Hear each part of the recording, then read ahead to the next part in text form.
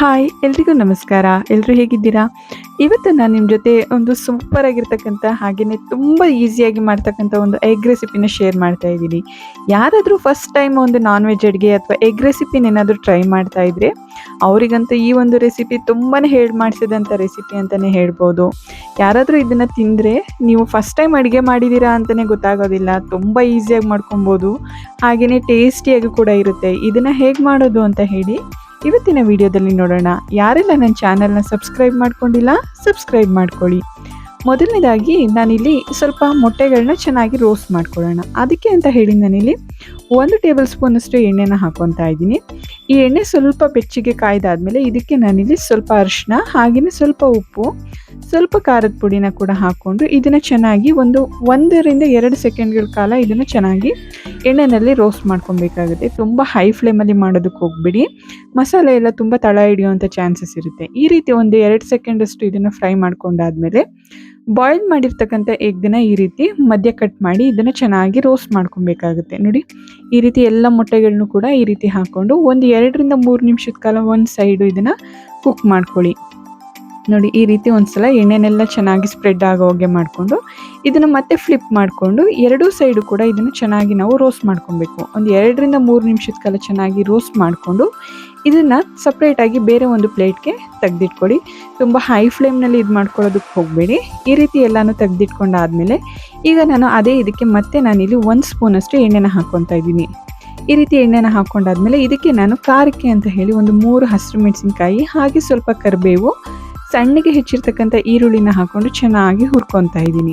ಈರುಳ್ಳಿ ಸ್ವಲ್ಪ ಸಾಫ್ಟ್ ಆದಮೇಲೆ ಇದಕ್ಕೆ ನಾನಿಲ್ಲಿ 1 ಟೇಬಲ್ ಸ್ಪೂನಷ್ಟು ಶುಂಠಿ ಬೆಳ್ಳುಳ್ಳಿ ಪೇಸ್ಟನ್ನು ಕೂಡ ಯೂಸ್ ಮಾಡ್ತಾ ಇದ್ದೀನಿ. ಈ ರೀತಿ ಶುಂಠಿ ಬೆಳ್ಳುಳ್ಳಿ ಪೇಸ್ಟ್ ಹಾಕಾದ್ಮೇಲೆ ಇದರ ಹಸಿ ವಾಸನೆ ಹೋಗೋವರೆಗೂ ಕೂಡ ಇದನ್ನು ಒಂದು ಮೀಡಿಯಂ ಫ್ಲೇಮ್ನಲ್ಲಿ ಚೆನ್ನಾಗಿ ಫ್ರೈ ಮಾಡ್ಕೊಬೇಕಾಗುತ್ತೆ.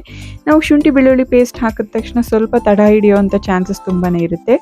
ಹಾಗಂತ ಹೇಳ್ಬಿಟ್ಟು ಈರುಳ್ಳಿ ಎಲ್ಲ ಚೆನ್ನಾಗಿ ಫ್ರೈ ಮಾಡ್ಕೊಳ್ಳೋದೇ ಇರಬಾರ್ದು. ನೋಡಿ, ಈ ರೀತಿ ಫ್ರೈ ಮಾಡ್ಕೊಂಡಾದ್ಮೇಲೆ ಇದಕ್ಕೆ ನಾನಿಲ್ಲಿ ಒಂದು ಅರ್ಧ ಟೊಮೆಟೊ ಹಣ್ಣನ್ನು ಯೂಸ್ ಮಾಡ್ತಾ ಇದ್ದೀನಿ. ಟೊಮೆಟೊ ಹಣ್ಣು ಇಲ್ಲ ಅಂತ ಹೇಳಿದ್ರೆ ಟೊಮೆಟೊ ಪ್ಯೂರಿ ಅಥವಾ ಟೊಮೆಟೊ ಕೆಚಪ್ ಅದನ್ನು ಕೂಡ ಯೂಸ್ ಮಾಡ್ಕೊಬೋದು. ಎಲ್ಲ ಕೂಡ ತುಂಬ ಸಾಫ್ಟಾಗಿ ಫ್ರೈ ಆದಮೇಲೆ ಇದಕ್ಕೆ ನಾನು ಸ್ವಲ್ಪ ಮಸಾಲೆ ಪೌಡ್ರ್ಗಳನ್ನ ಹಾಕ್ಕೊತಾ ಇದ್ದೀನಿ. 1/4 ಟೇಬಲ್ ಸ್ಪೂನಷ್ಟು ಅರಿಶಿನ ಪುಡಿ ಹಾಗೆಯೇ ಅದಕ್ಕೆ ಗರಂ ಮಸಾಲ, ಧನಿಯಾ ಪುಡಿ ಇದಿಷ್ಟನ್ನು ಕೂಡ ಹಾಕ್ಕೊತಾ ಇದ್ದೀನಿ. ನಿಮಗೆ ಜೀರಿಗೆ ಪುಡಿ ಬೇಕು ಅಂತ ಅನಿಸಿದ್ರೆ ಅದನ್ನು ಕೂಡ ಯೂಸ್ ಮಾಡ್ಕೊಬೋದು.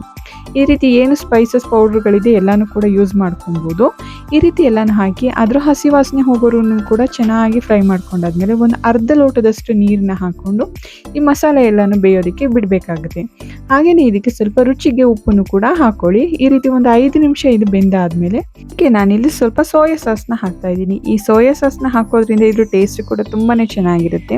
ಸೋಯಾ ಸಾಸ್ ಬೇಡ ಅಂತ ಹೇಳಿದ್ರೆ ಇದನ್ನು ಸ್ಕಿಪ್ ಮಾಡ್ಕೊಬೋದು. ನೀವು ಈ ಒಂದು ಸ್ಟೇಜಲ್ಲಿ ನೀವೇನಾದರೂ ಟೊಮೆಟೊ ಪೇಸ್ಟ್ ಅಥವಾ ಟೊಮೆಟೊ ಪ್ಯೂರಿನ ಹಾಕೋದಿದ್ರೆ ಈ ಒಂದು ಸ್ಟೇಜ್ನಲ್ಲಿ ಆ್ಯಡ್ ಮಾಡ್ಕೊಬೋದು, ಅಥವಾ ಟೊಮೆಟೊ ಕೆಚಪ್ನು ಕೂಡ ಯೂಸ್ ಮಾಡ್ಕೊಬೋದು. ನಾನಿಲ್ಲಿ ಲಾಸ್ಟಲ್ಲಿ ಸ್ವಲ್ಪ ಪೆಪ್ಪರ್ ಪೌಡ್ರನ್ನು ಕೂಡ ಯೂಸ್ ಮಾಡ್ತಾ ಇದ್ದೀನಿ. ಈ ರೀತಿ ಎಲ್ಲನೂ ಹಾಕಿ ಒಂದು ಸ್ವಲ್ಪ ಬೆಂದಾದ್ಮೇಲೆ ಇದಕ್ಕೆ ನಾವು ಏನು ಮುಂಚೆನೇ ರೋಸ್ಟ್ ಮಾಡಿ ಇಟ್ಕೊಂಡಿದ್ವಲ್ಲ ಎಗ್ಗು, ಅದೆಲ್ಲನೂ ಕೂಡ ಇದಕ್ಕೆ ಸೇರಿಸ್ಕೊಂಡು ಇದನ್ನು ಒಂದು ಲಿಡ್ನ ಕವರ್ ಮಾಡಿ ಒಂದು 10 ನಿಮಿಷನಾದರೂ ಇದನ್ನು ಒಂದು ಮೀಡಿಯಂ ಫ್ಲೇಮ್ನಲ್ಲಿ ಚೆನ್ನಾಗಿ ಬೇಯೋದಕ್ಕೆ ಬಿಡಬೇಕಾಗುತ್ತೆ. ಈ ಗ್ರೇವಿ ಎಲ್ಲ ಸ್ವಲ್ಪ ಗಟ್ಟಿಯಾಗೋವರೆಗೂ ಕೂಡ ಇದನ್ನು ಚೆನ್ನಾಗಿ ಬೇಯಿಸ್ಕೊಬೇಕಾಗುತ್ತೆ. ನೋಡಿ, ಒಂದು 10 ನಿಮಿಷ ಬೆಂದಾದ್ಮೇಲೆ ಈ ರೀತಿ ಒಂದು ರುಚಿಯಾಗಿರ್ತಕ್ಕಂಥ ಒಂದು ಎಗ್ ಕರಿ ರೆಡಿ ಆಗುತ್ತೆ. ಇದು ಚಪಾತಿ ಜೊತೆ, ರೈಸ್ ಜೊತೆ ಅಥವಾ ದೋಸೆ, ಇಡ್ಲಿ ಎಲ್ಲದಕ್ಕೂ ಕೂಡ ಒಂದು ಪರ್ಫೆಕ್ಟ್ ಕಾಂಬಿನೇಷನ್. ಯಾರಾದರೂ ಹೊಸದಾಗಿ ಅಡುಗೆ ಟ್ರೈ ಮಾಡ್ತಾ ಇದ್ದರೆ ನಾನ್ ವೆಜ್ ರೆಸಿಪಿ, ಈ ಒಂದು ಎಗ್ ರೆಸಿಪಿನ ಟ್ರೈ ಮಾಡಿ. ಹಾಗೆಯೇ ಈ ವಿಡಿಯೋ ನಿಮ್ಗೆ ಇಷ್ಟ ಆಗಿದ್ರೆ ಈ ವಿಡಿಯೋನ ಲೈಕ್ ಮಾಡಿ, ಶೇರ್ ಮಾಡಿ, ಹಾಗೆಯೇ ಕಮೆಂಟ್ ಮಾಡಿ. ಯಾರೆಲ್ಲ ನನ್ನ ಚಾನಲ್ನ ಸಬ್ಸ್ಕ್ರೈಬ್ ಮಾಡಿಲ್ಲ ಸಬ್ಸ್ಕ್ರೈಬ್ ಮಾಡ್ಕೊಳ್ಳಿ. ಎಲ್ರಿಗೂ ಕೂಡ ತುಂಬ ಧನ್ಯವಾದಗಳು.